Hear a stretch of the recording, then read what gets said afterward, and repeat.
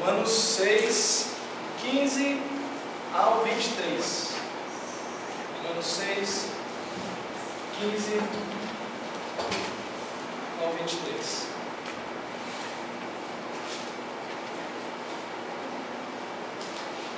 Diz assim: E daí? Havemos de pecar, porque não estamos debaixo da lei e sim da graça? De modo nenhum. Não sabeis que daquele a quem vos ofereceis como servos para a obediência, desse mesmo a quem obedeceis sois servos, seja do pecado para a morte ou da obediência para a justiça? Mas graças a Deus, porque outrora escravos do pecado, contudo viestes a obedecer de coração a forma de doutrina que fostes entregues. E uma vez libertados do pecado, fostes feitos servos da justiça. Falo como homem, por causa da fraqueza da vossa carne. Assim como oferecestes vossos membros para a escravidão da impureza e da maldade para a maldade, assim oferecei agora os vossos membros para servirem à justiça para a santificação. Porque quando eres escravos do pecado, estáveis isentos em relação à justiça. Naquele tempo, que resultado colhestes? Somente as coisas de que agora vos envergonhais, porque o fim delas é morte.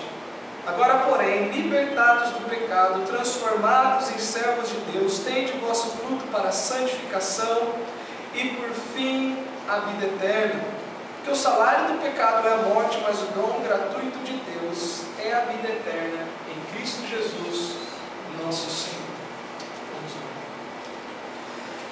Deus, que especialmente o hino que nós entoamos a Ti, tudo entregarei, não seja só um hino que saiu dos nossos lábios dentro deste local, naquele momento que cantamos, mas que a nossa vida realmente demonstre essa verdade que entoamos, que a nossa vida está entregue a Ti, de que o Senhor veio do céu e resgatou a Sua igreja para si mesmo, com o Seu sangue a comprou. Nós assim aguardamos a bendita esperança e a manifestação da vinda do Teu Filho, Pai, a nos arrebatar, ao encontro nos ares com o Senhor. Enquanto isso não acontece, nós carecemos de ouvir a Tua voz através da Tua palavra, pela instrução do Teu Espírito, ó Deus, pelos meios que o Senhor apontou, que assim sejam, mas os meios em si não têm poder. Quem tem poder é aquele que usa os meios. Então nós clamamos que o Senhor opere o Teu poder nesse momento. Glorifique as vidas aqui, ilumine o entendimento pelo Teu Espírito, glorifique o Teu nome mais uma vez em nosso meio, em nome de Cristo. Amém. Estamos ainda dentro do argumento, capítulo 6, como que uma pessoa em Cristo vive. Quais são as marcas de um cristão? Qual é a evidência de que alguém está em Cristo? Paulo mais uma vez trabalhando aquelas ideias errôneas das pessoas que ouviam o ensinamento dele e já no íntimo tentavam rebater com qualquer pensamento que não entendia plenamente o que o apóstolo quis dizer. Então, o versículo 15 ao 23 ainda continua uma defesa do ensinamento correto. Não, a graça não nos dá liberdade de pecar mais para que Deus seja visto como mais gracioso, e nem o fato de estarmos debaixo da graça e não de nenhum esquema promovido por homens faz com que consideremos um pecadinho como algo que possa ser cometido. E o versículo que nós vamos meditar hoje é o versículo 19. Paulo ele vai ilustrar, o versículo 19 é uma ilustração do versículo 16 a 18. Então nós vamos explicar e vamos pregar em cima de uma ilustração hoje. Paulo ele está trabalhando a verdade de que há uma relação agora entre o novo Senhor e o servo. E não há mais uma ligação com o antigo Senhor e a antiga forma de serviço, ou seja, o pecado não é mais o nosso Senhor. Antes de entrarmos no versículo propriamente dito, versículo 19, uma pergunta que nós devemos fazer por causa dessa expressão do versículo 19, falo como homem, é o seguinte: o que está aqui? É a palavra de Deus ou a palavra do homem? Nesse versículo 19, nesse pedacinho aí, falo como homem, o que temos aqui é a palavra de Deus ou é a palavra de um homem? Talvez para vocês, a minha pergunta é essa, pastor. Lógico que é a palavra de Deus, mas é crescente, irmãos. Talvez você já tenha lidado com alguém que gosta de escolher o que vem de Deus e o que não vem de Deus dentro da Bíblia. Aqui é uma opinião de Paulo. Não, aqui de fato é de Deus. Essa semana mesmo eu estava lendo um post que falava sobre a ordenação feminina, se não me engano, não sei se foi essa semana ou semana passada, não sei se é atual a notícia, que a Convenção Batista Brasileira aprovou a ordenação feminina. Então a Batista da Convenção Batista Brasileira, se não me engano. O senhor ouviu alguma coisa, meu Deus? Decidiu em Assembleia Geral que mulheres podem ser ordenadas ao ofício de pastora. E aí eu lendo os comentários lá, e muitos pastores que adotam essa perspectiva dizem que o comentário que Paulo faz, as restrições que Paulo faz às mulheres, são restrições culturais, não é o que Deus pensa, mas é o que ele pensava da cultura da época. Então é importante hoje, nós vemos no início da mensagem isso, o que Paulo está falando, é da parte de Deus ou é da parte dele? O que temos aqui, é da parte de Deus ou é da parte do homem? Eu quero asseverar, sem medo de errar, o seguinte: tudo o que Paulo, como apóstolo comissionado por Deus, falou, é o mesmo que Deus falou. E com isso vai uma pequena aula sobre a doutrina da inspiração da Bíblia. Tudo o que Paulo, tudo o que os apóstolos bíblicos falaram, eles falaram direcionados por Deus, em termos de ensinamento, em termos da apresentação da vontade de Deus. Você e eu, nós não podemos nos aproximar deste livro santo e aquilo que não nos agrada, falar, bom, isso aqui é uma opinião paulina. Daqui é como Paulo fala aos casados lá em 1 Coríntios 7, bom, diga a minha opinião e não o Senhor. E depois disso não é minha opinião, é o Senhor. Mais para frente ele diz, penso eu também ter o Espírito, dando a ideia de que eu também sou guiado pelo Espírito Santo de Deus. Mas nós vamos ver aqui o que outros falam de Paulo. Primeira coisa, o que é a inspiração da Bíblia? Você e eu, quem esteve no concílio aqui meu, vai poder lembrar. Quem não esteve, vai ser um tipo de concílio agora. Por inspiração tem a ideia de soprar. Deus soprou aos autores bíblicos, tanto os do Velho Testamento como os do Novo Testamento. Essas pessoas, elas foram guiadas a registrar o que Deus queria que elas registrassem, sem de maneira alguma inibir ou cortar a peculiaridade do autor, do escritor. Eles escreveram o que Deus queria que fosse escrito, mas com as características, preservando a característica de cada autor. O primeiro texto que nós vamos ler é de 2 de Pedro, capítulo 1, versículo 19. Segunda Epístola de Pedro, capítulo 1, versículo 19. Nada do que está escrito nas Escrituras, como alguns liberais gostam de colocar e alguns falsos mestres do nosso tempo, proliferados no YouTube, colocam, né? Não, isso daqui foi adulterado. Não, isso daqui foi adicionado. Não, isso daqui foi tirado. Não, a verdade é isso daqui. Temos um testemunho de Pedro, que diz o seguinte, em 2 de Pedro, capítulo 1, versículo 19. Temos assim, tanto mais confirmada a palavra profética. Uma boa parcela da segunda epístola de Pedro são coisas que hão de acontecer. As coisas futurísticas, são profecias, por isso, palavra profética. E fazeis bem em atendê-la como uma candeia que brilha em lugar tenebroso, ou seja, está apontando o caminho, está apontando as coisas, até que o dia clareie, ou seja, até o cumprimento delas, até que tudo se torne claro, quando as coisas vierem a acontecer. E a estrela da alva nasça em nosso coração, sabendo primeiramente isso, de que maneira alguém atende essas coisas, sabendo isso, entendendo isso.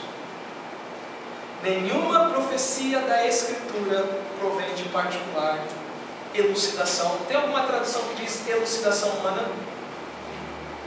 Todas trazem elucidação. Resumindo, Nenhuma profecia que foi dada, nada do que Isaías, Jeremias, Ezequiel, Daniel e todos os profetas, e aquilo que também foi falado no livro dos reis, pelos profetas que ali serviram, nada disso surgiu, tive uma ideia, vou falar isso em nome do Senhor. E aqueles que fizeram isso são grandemente, são severamente reprovados por Deus, por exemplo, em Jeremias 23. Esses profetas que falam em meu nome e eu não os enviei, e dizem coisas que eu não disse. O que Pedro está dizendo aqui é que ninguém usado por Deus pode dizer, essa ideia foi minha. Mas todos eles, você vê na sua grande maioria, assim diz o Senhor. Sabendo primeiramente isso, que nenhuma profecia da Escritura provém, é oriunda, nasce, tem como fonte o homem. Mas, porque nunca, jamais, qualquer profecia foi dada por vontade humana. Ninguém chegou a nenhum dos profetas, eu estou com vontade de profetizar isso.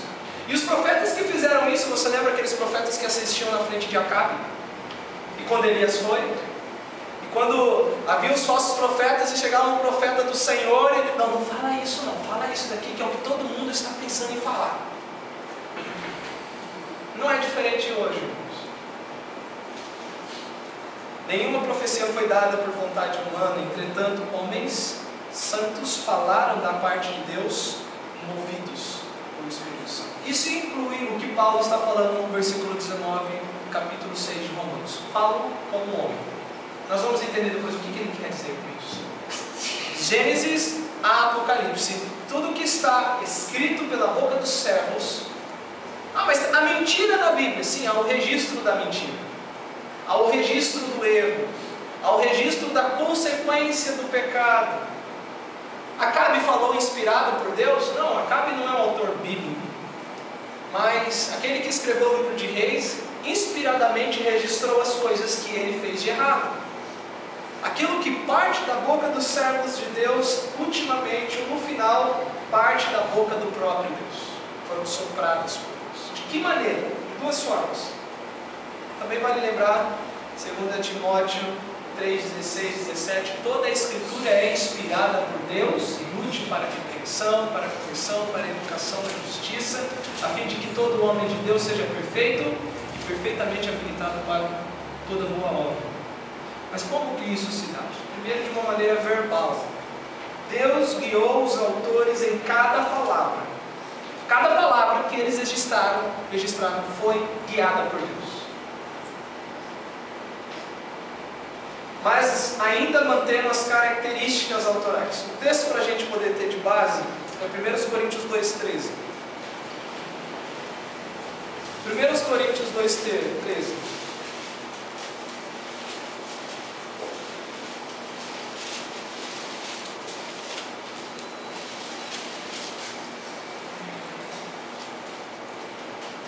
A inspiração, o soprar de Deus, o guiar de Deus sobre os autores é verbal, ou seja, ele direcionou cada verbete, cada palavra.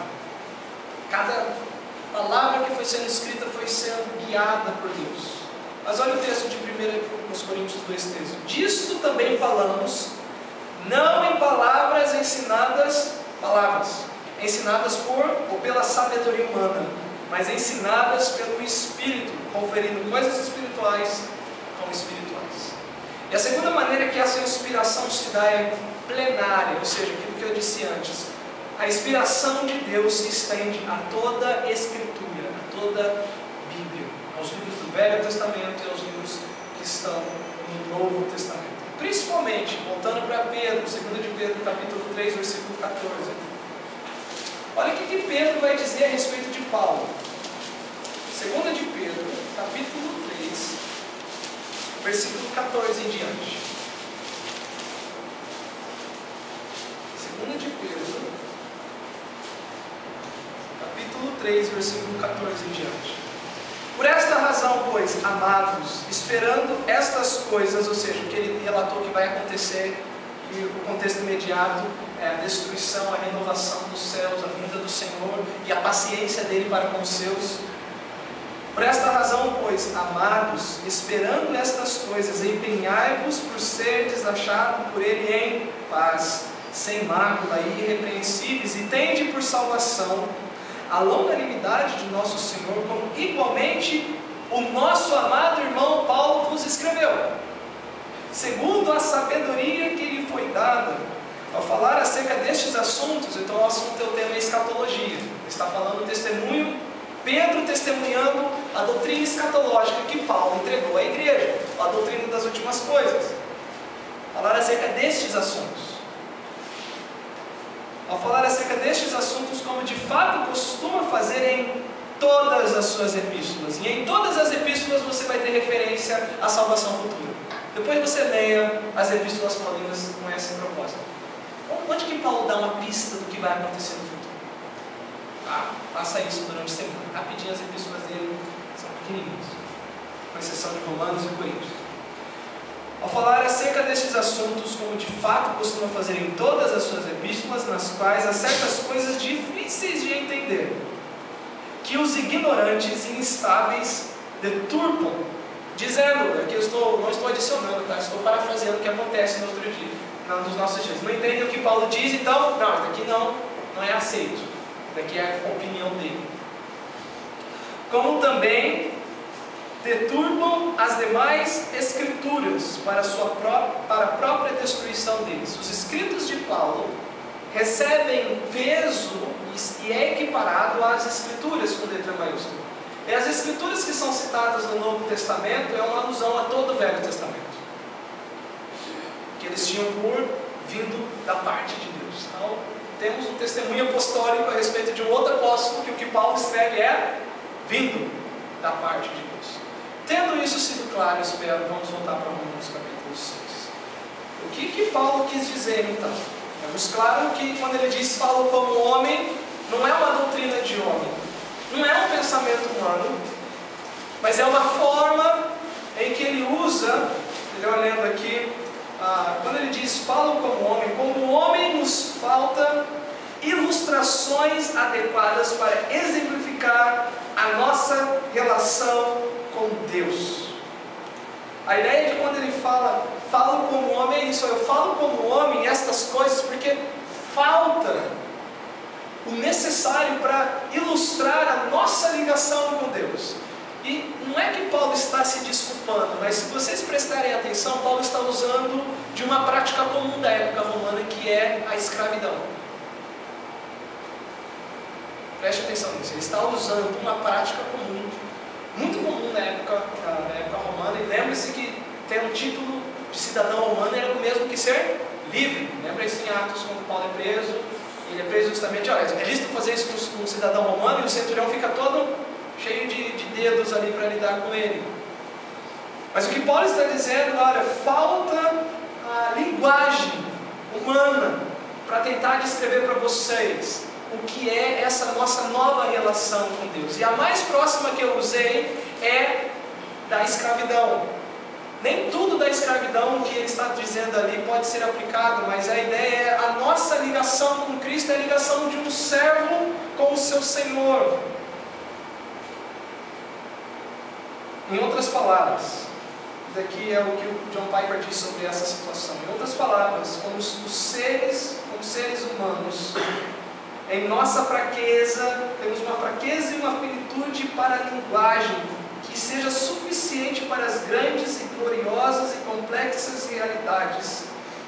E temos que nos contentar com palavras e imagens que são parcialmente úteis e também parcialmente enganosas.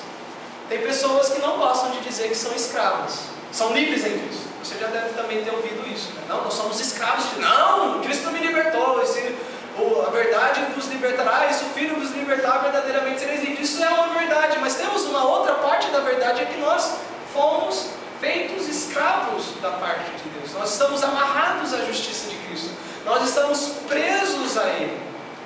O que Paulo está dizendo, olha, como homem, estou tentando trazer uma ilustração aqui para vocês que, por mais que não seja a mais adequada de acordo com a situação romana, mas é isso, antigamente vocês tinham como mestre o pecado. E a ligação que vocês tinham com ele é a mesma que vocês veem na nossa sociedade. Um escravo não pode nada fora da vontade do seu Senhor. Vocês eram dominados, vocês serviam, vocês se entregavam. Mas agora a coisa mudou. Vocês têm um novo Senhor. Vocês têm um novo Mestre. E essa é a ligação de vocês. E essa deve ser a visão que vocês devem ter de vocês mesmos.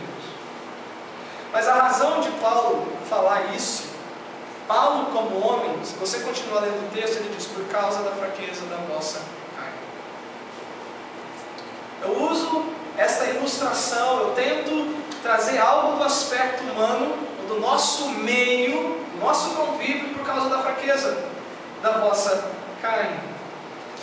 Matthew Paul, ele coloca da seguinte maneira, como se fosse parafraseando o que Paulo está dizendo. Eu usei essa forma de me expressar por causa da fraqueza do vosso entendimento das coisas espirituais. Por isso que eu usei uma forma familiar a vocês de serviço e liberdade, a fim de que por meio destas coisas civis e seculares vocês possam ter um melhor entendimento das coisas espirituais. Melhor dizendo, quando diz por causa da fraqueza da vossa carne, não está dizendo desta carne, mas das nossas faculdades que ainda estão afetadas pelo pecado, por causa que ainda estamos sujeitos aos efeitos dessa carne, não o físico em si, mas as nossas faculdades, o nosso pensar, o nosso perceber das coisas, que nos priva de um pleno e perfeito entendimento espiritual das coisas de Deus. Então Paulo não está dando um ponto de vista humano, e aqui não é a posição dele, mas o que ele está dizendo, olha, os negócios nossos, humanamente falando, um exemplo que eu quero trazer para vocês, ó igreja de Roma, olhe para a sociedade de vocês, olhe para a relação do escravo e do seu senhor, assim vocês eram quando vocês estavam sem Cristo. Vocês estavam dominados, vocês estavam presos, vocês estavam subjugados, vocês não podiam fazer nada por vocês mesmos, e a graça veio e tirou vocês daquela situação, vos libertou, mas vos colocou debaixo do jugo de Cristo. Lembra? Quero receber teu jugo. Foi o que nós cantamos. É isso que Paulo está dizendo. Claro, essa parte. A segunda questão que nós devemos ver ainda no texto, no versículo 19, temos sim, que é a palavra de Deus vindo da boca do apóstolo Paulo, usando uma situação humana para atingir o nosso entendimento, que ainda é limitado por causa do pecado, de verdades tremendas, de verdades espirituais. Mas ele também quer contrastar duas coisas. A primeira é a nossa antiga forma de viver. Ainda usando essa ilustração, olha, ao olhar para a sociedade, para o meio onde vocês vivem, essa forma de escravo e do seu Senhor, repare a forma antiga de vocês viverem. Lembra de como vocês estavam sem Cristo. Lembra como vocês viviam sem Cristo. E ele vai dizer o seguinte: assim como oferecestes os vossos membros para a escravidão da impureza e da maldade para a maldade. Essa é a primeira parte que ele está ainda usando como ilustração. A nossa antiga, ou a nossa velha forma de viver. Ainda ilustrando o que ele tem tentado dizer, Paulo chama a atenção da maneira como eles serviam ao pecado antes da salvação. E a nossa antiga forma de servidão ao pecado, ela é vista de uma maneira dupla, ou uma dupla entrega, uma dupla submissão, uma dupla rendição ao pecado. Nós temos a parte interna, que ele vai tratar aqui quando ele diz da impureza, e a parte externa dessa servidão da maldade para a maldade. Primeiro, vamos ver a parte do interior, quando ele diz assim: assim como oferecestes ou entregastes os vossos membros, e por membros não é somente o corpo físico, porque nós vamos ver que há uma questão interna do eu da pessoa, da mente, da emoção e da vontade. Essa palavra que aparece aí, oferecestes os vossos membros para a escravidão ou a servidão da impureza, todas as traduções trazem impureza. Como? Imundícia. É uma palavra que ela é composta de duas palavras, mas que literalmente significa sem limpeza, sujo. Ela é usada muito para denotar a impureza que descreve a impureza do coração, e da mente. É um termo muito amplo, referindo-se à impureza moral em pensamento, palavra, em ação. Ela descreve um estado de impureza moral e ela tem muita relação com o pecado sexual. Se você estudou um pouquinho da história de Roma, você vai entender o porquê Paulo está citando isso para os romanos. E principalmente, vá lá no Google, você que tem internet e gasta um pouquinho de tempo lá, pergunta: qual foi a causa da queda de Roma? Resposta: imoralidade, a decadência moral do Estado romano. Se você fazer mais um pouquinho de força para lembrar, no capítulo 1, diz que Deus entregou os homens às suas próprias paixões, e ele cita aquela lista de imoralidade que está marcada. Essa palavra: vos oferecestes os vossos membros para a escravidão da impureza, o peso dela está ligado com a disposição interna para promiscuidade, para imoralidade. Ela reflete também aquele tipo de conversa dúbia, de duplo pensamento, aquelas piadas com sentido sexual. Enquanto se fala uma coisa, mas quer se imaginar outra. É isso que Paulo está falando. Internamente vocês eram sujos.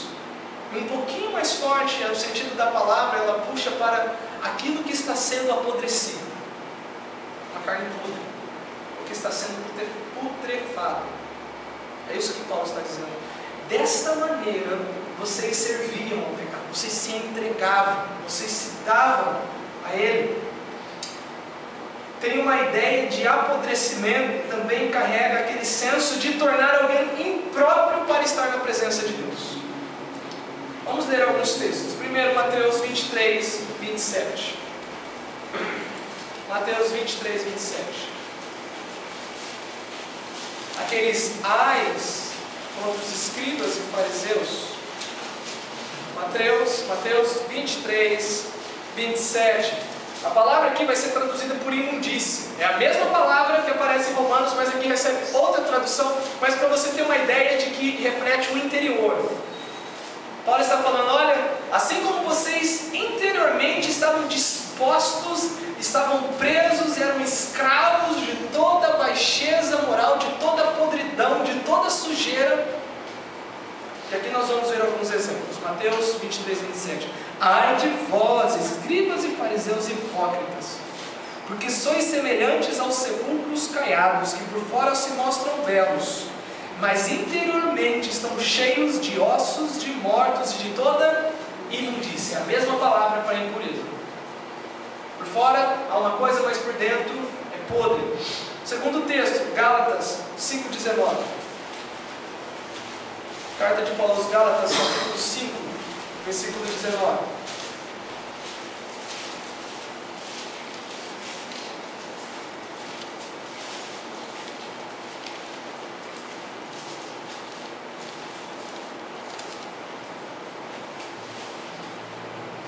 Aqui ela é traduzida por impureza, mas está dentro dos pecados sexuais: prostituição, impureza, lascívia.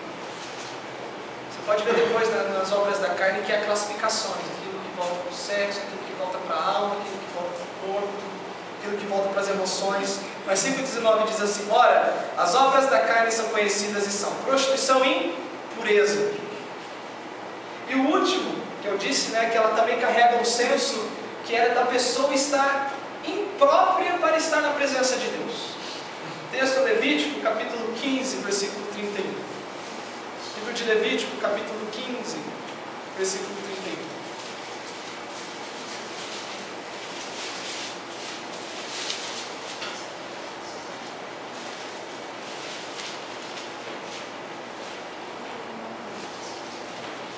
Quando houve a tradução do Velho Testamento para o grego, a Septuaginta, a palavra que é usada aqui no versículo 31 do capítulo 15 de Levítico é usada lá em Romanos capítulo. A pessoa ela está imprópria, ela está contaminada, ela está inapta para estar na presença de Deus. Levítico 15, 31.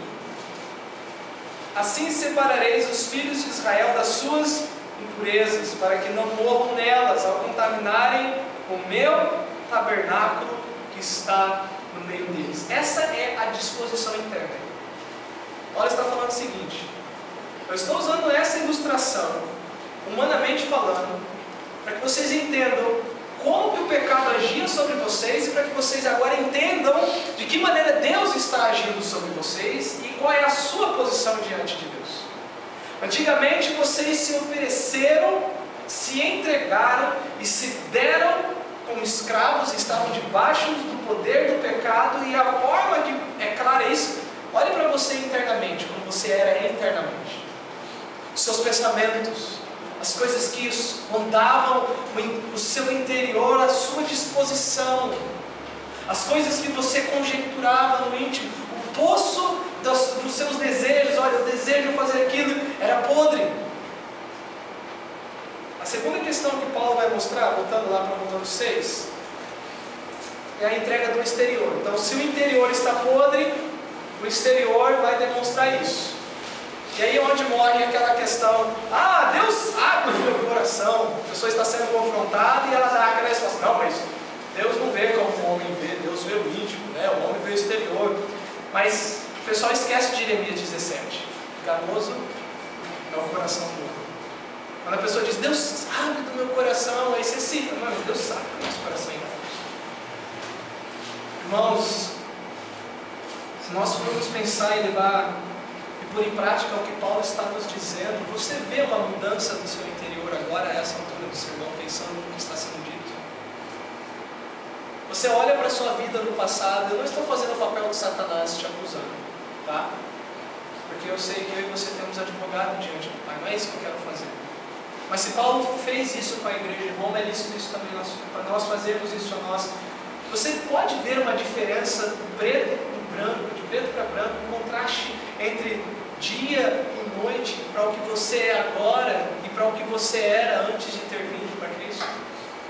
Há mudança, há uma separação. O seu interior é puro. O que você pensa, o que você almeja, as coisas que você busca, que você alimenta no teu íntimo, nutre, são coisas que demonstram uma transformação interna da parte de Deus. Se não vá a Cristo e peça: Senhor, me purifique, lava-me e ficarei limpo. Isaías capítulo 1, se não me engano, versículo 16 ao versículo 17, Deus diz ao povo: vinde a mim, vinde pois e arrazoemos, diz o Senhor, ainda que os vossos pecados sejam como a escarlata, se tornarão brancos como a lã, ainda que sejam vermelhos como o carmesim, se tornarão alvos como a neve. Ele nos limpa, como Davi fala no Salmo 51, Senhor, purifica-me, lava-me, com isso eu purificarei limpo. O Evangelho nos dá perdão, irmãos. O Evangelho ele nos restaura diante do Senhor. Mas uma questão é você cair nisso, e outra coisa é você não ter visto mudança. E é isso que Paulo está falando. Há uma mudança, há uma diferença interna. E aí Paulo vai para o externo. Se uma pessoa ela é interiormente dominada pela impureza, não espere nenhum tipo de ação boa. O texto vai dizer no versículo 19: assim como ofereceste os vossos membros para a escravidão da impureza e da maldade para maldade. Essa palavra maldade é a palavra sem lei, aquele que não observa mandamento algum, aquele que não tem um tipo de padrão, aquele que não entende que há limites, anomo ou anomia. Em outros lugares é traduzido por iniquidade ou iníquo. Aquele que é internamente impuro, ele não vai ver limites na sua maldade. Quando um dos amigos de Jó, me veio esse texto agora, mas me faltou a passagem, vira para Jó e diz: porventura não é sem termo as suas iniquidades? Quando eles estavam questionando o sofrimento de Jó, dizendo: não, você está sofrendo porque você é um pecador. Mas essa pergunta tem sentido agora. Não há termo, não há limite para as iniquidades de alguém que é dominado pelo pecado.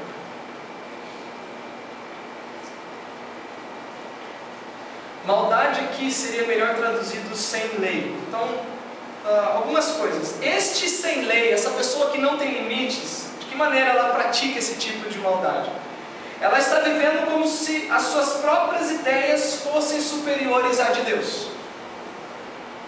Não existe ninguém superior a ele ou a ela. É o que ele pensa, é o que ele acha. Não há limites. O limite é o que ele pensa que é limite, o que ela pensa que é limite. Mas Deus não apita em nada. Segundo, este sem lei, ele diz: Deus pode exigir isso, mas eu não prefiro isso.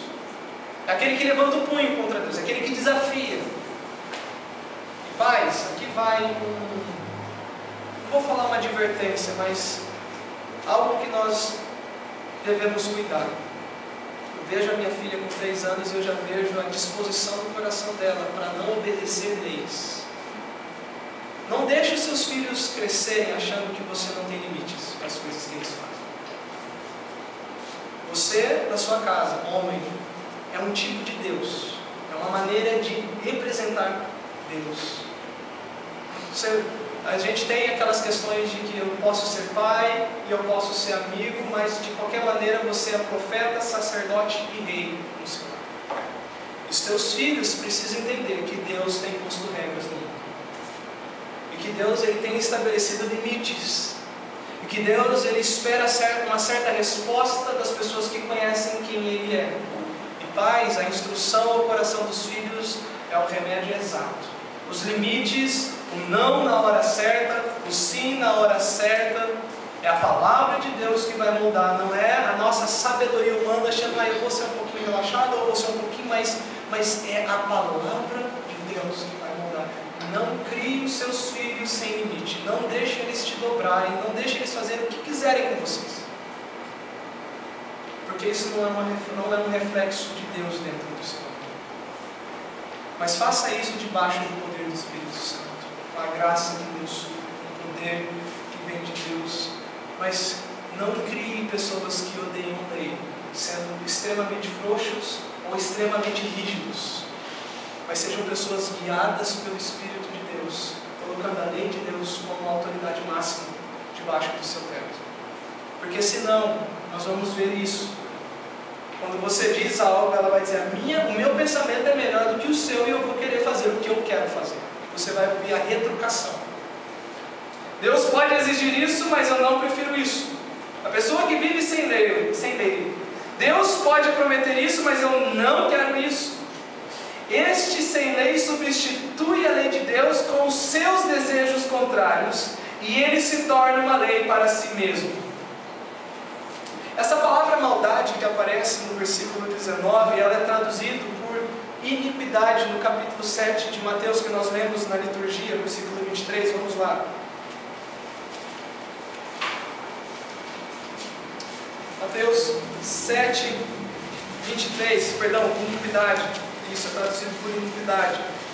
Essa maldade que é dita em Romanos 6, 19: vos oferecestes para a escravidão, servindo a impureza, maldade para maldade. A palavra maldade aqui ela é traduzida, a mesma palavra, no versículo 23 do capítulo 7, para vocês entenderem o que é uma pessoa sem lei e qual é o resultado disso.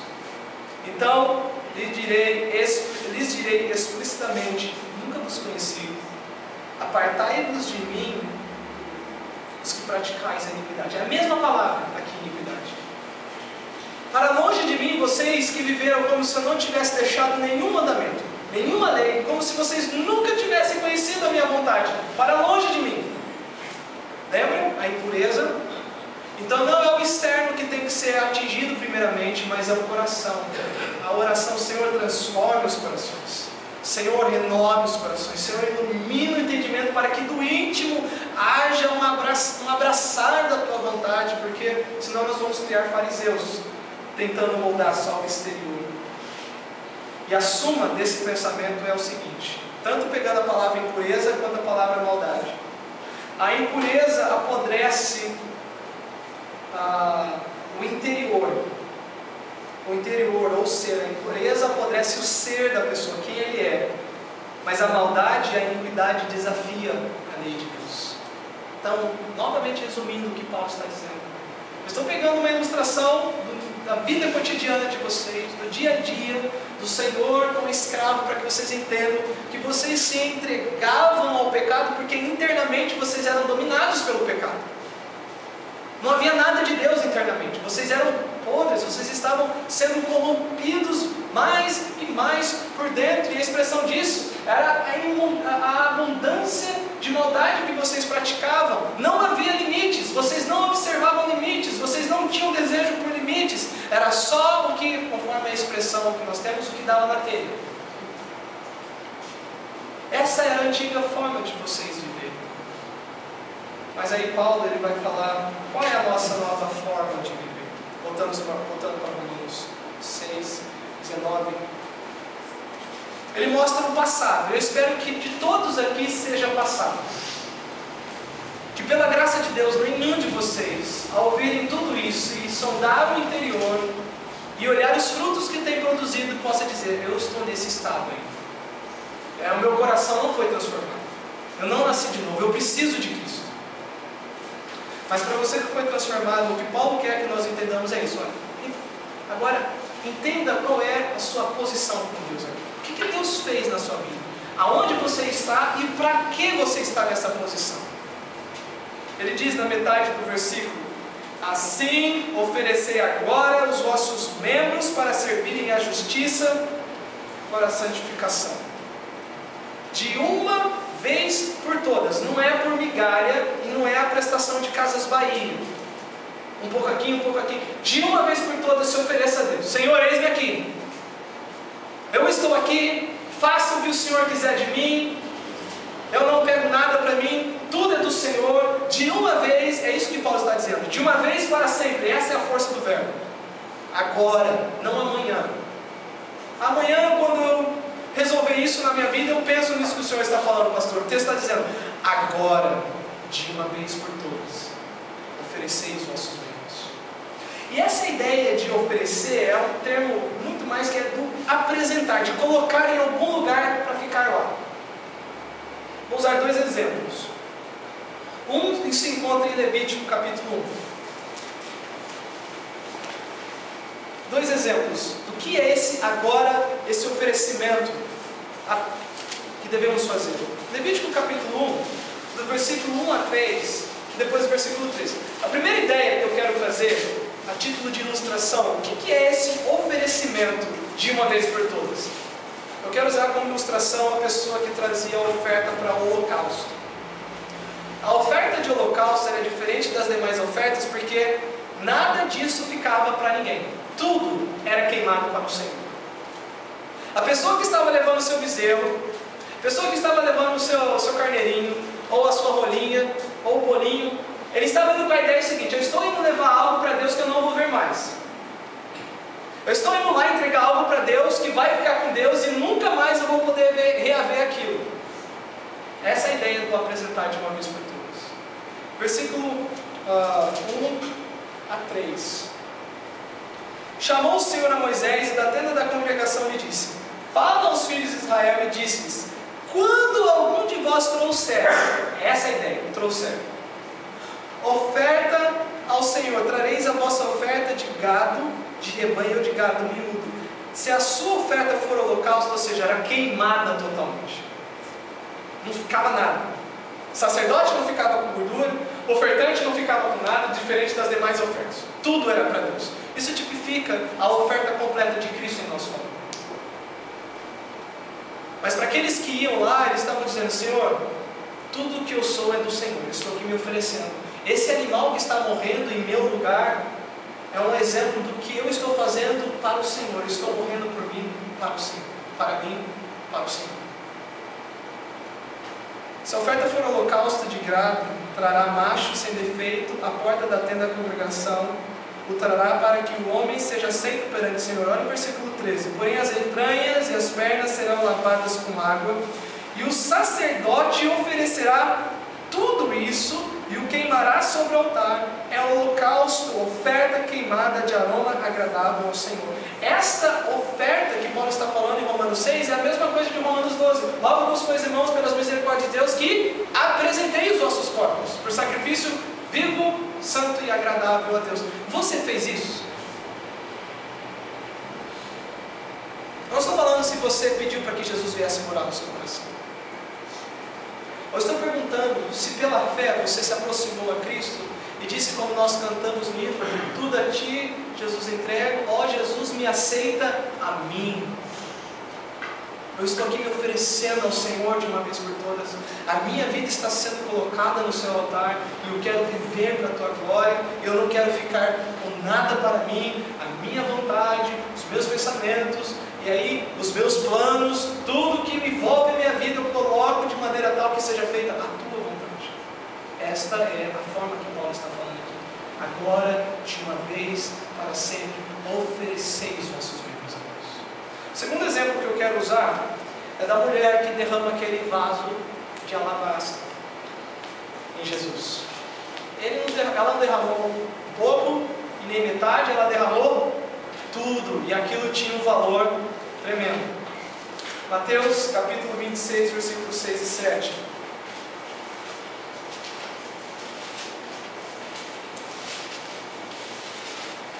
Mateus capítulo 26, 6 e 7.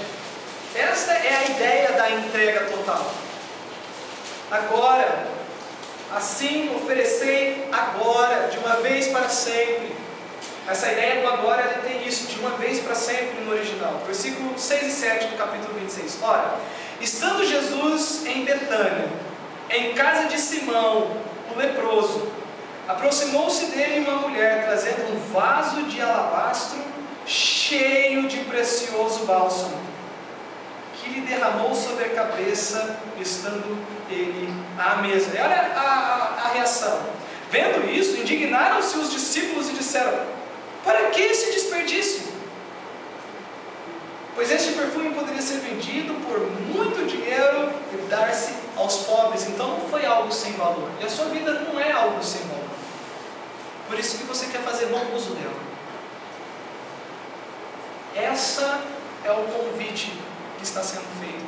Agora, de uma vez para sempre, você se entrega a Jesus. Você se coloca ao serviço dele. Você se coloque à vontade dele. Senhor, eis-me aqui. Minha vida tem sido demonstrada de que há dois senhores. Às vezes é o Senhor e às vezes é o que eu quero. Mas o outro Senhor a gente não tem como colocar ele. Volta a ser o pecado. Vamos ver a entrega interna que Paulo fala no Romanos 6. De uma vez por todas, se entreguem primeiramente internamente. O íntimo de vocês. De que maneira? Ao servirem à justiça. Assim oferecer agora os vossos membros para servirem à justiça. Isso aponta para a graça da justificação operada em nós. Lembra? Eu fiz a pergunta se dentro de você há evidência de transformação. E se há essa evidência de transformação, o que está operando em você é o princípio da justiça de Deus. Aquelas coisas que eu quero fazer é baseado naquilo que Deus vê que é o correto, o que é justo fazer. Não é as aulas de ética que estão sendo dadas na parte da manhã, né? Os princípios que nós extraímos da Bíblia para guiar o nosso dia a dia, fazer aquilo que é justo aos olhos de Deus, aquilo que é reto aos olhos de Deus. Internamente, com o novo homem, a nova natureza, essa nova criação de Deus refletirá a pessoa de Deus. Internamente você vê que há um novo coração, que o coração de pedra saiu, que Deus colocou no coração de carne. De que há um Espírito, que é o Espírito Santo agindo. E qual é a expressão externa disso? Aquele que é justo não age de maneira errada. E por isso vem o que Paulo fala, servirem a justiça para santificação. E não pense aqui em santificação como aquela lista de que faça e não faça. Mas é aquela ideia de que há uma consagração, há uma separação, há uma dedicação, uma exclusividade. O meu íntimo foi transformado de uma maneira tal da parte de Deus que eu não consigo pensar, eu não vejo alegria, não vejo cabimento em agir de uma maneira que não demonstre essa consagração a Deus. Eu não estou falando de perfeição, irmãos. Eu estou falando que o pensamento dominante vai ser esse do novo nascido, o nascido de novo. Martin Lloyd Jones, ele explica da seguinte maneira essa parte: assim como você vive esta vida justa e pratica com toda a sua força e energia e todo o seu tempo, você vai perceber que o processo pelo qual você passou antes, em que você passou de mal a pior e se tornou mais vil e mais vil, é totalmente revertido. Aquela imagem de que eu era um lixo, eu era um traste, eu era um perdido e eu estava indo de mal a pior, isso é revertido, conforme a justiça vai sendo vivida e a santidade vai sendo exercida. Você vai se tornar mais limpo, e mais limpo, e mais puro, e mais puro, e mais santo, e cada vez mais conformado à imagem do Filho de Deus. Irmãos, quando Cristo nos salvou, posicionalmente Ele nos colocou justo diante de Deus. Deus olha para nós e não vê falta. Mas também Deus se dispôs a aplicar essa justiça posicional no nosso dia a dia, a trabalhar isso no nosso dia a dia. O que Paulo está fazendo no capítulo 6 basicamente é isso. Irmãos, vocês têm uma posição diante de Deus, mas saiba o seguinte: Deus vai transformar essa posição em algo prático. Então é dessa maneira que vocês devem participar, abraçando a justiça, praticando a santidade. Esta é a obra de Deus em nossas vidas. Isso é o alcançar daquilo para o qual fomos predestinados por Deus para sermos conforme a imagem de Jesus Cristo. Romanos 8:21. Deus que predestinou para serem conforme a imagem do seu Filho.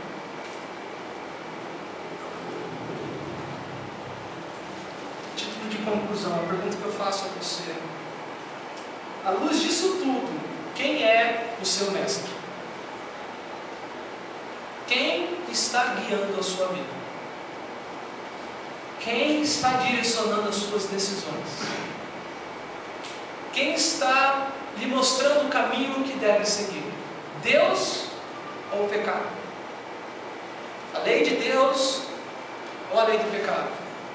A vontade de Deus ou a vontade da carne? Quem está no leme do seu barco?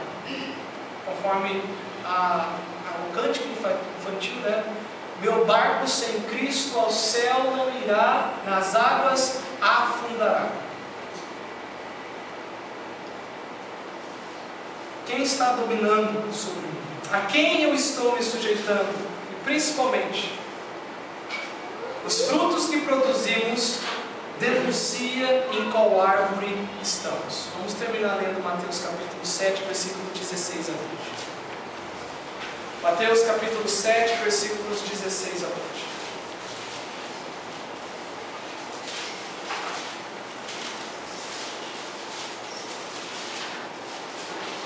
Os frutos que damos denuncia em qual árvore estamos, de qual raiz estamos nos alimentando. Diz assim, Mateus 7,16: pelos seus frutos os conhecereis. Colhem-se porventura uvas dos espinheiros ou figos dos abrolhos? Assim toda árvore boa produz bons frutos, porém a árvore má produz frutos maus. Não pode a árvore boa produzir frutos maus, nem a árvore má produzir frutos bons. Toda árvore que não produz bom fruto é cortada e lançada ao fogo. Assim, pois, pelos seus frutos os conhecereis. Senhor, ajuda-nos a entender, por causa da nossa limitação, que não temos uma mente ainda glorificada pelo Senhor, estas verdades que estão principalmente só no versículo 19, excluindo a minha explicação. Teu Espírito aplica, Deus, porque nós carecemos de entender essa posição que o Senhor nos deu e a obra que o Senhor está realizando, de que não é brincar de ser batista regular, de vir à igreja, de atender ao culto, é uma coisa muito mais séria, viver a vida de Cristo. Pai, que ninguém aqui seja achado com o diagnóstico que Paulo deu àquela igreja da vida passada, de uma vida de impureza, de uma vida de maldade. Que ainda que nós tenhamos pecado for cometido um ato de pecado, que nós possamos correr para o advogado, confessar os nossos pecados, descansar na justiça eterna de Cristo e continuar caminhando com o Senhor e sendo purificados dia após dia pela comunhão com o Senhor. Ó Pai, santifica o teu corpo, a parte do teu corpo que aqui se reúne nesse local, Deus. Edifique o teu povo que aqui está, que nós realmente sejamos cristãos verdadeiros diante do Senhor, que as pessoas de longe possam reconhecer que ali vai um servo do Senhor, ali vai uma serva do Senhor, que nós possamos levar o Senhor a sério, levando a tua palavra a sério e tudo que está contido nela, Pai. Isso não é peso, é um privilégio fazermos isso por Senhor. Mas sem Cristo nós nada podemos fazer. Sem a tua graça que nos basta, nós nada podemos fazer. Por isso, ó Deus, conforme cantamos, toma-nos em teus braços, nos sustenta, nos fortaleça, Senhor, e nos ajude a viver de uma maneira que honre e exalte o teu nome. Que o nosso coração seja mudado pelo Senhor. Em nome de Cristo. Amém. Deus abençoe e até semana que vem, se assim o Senhor.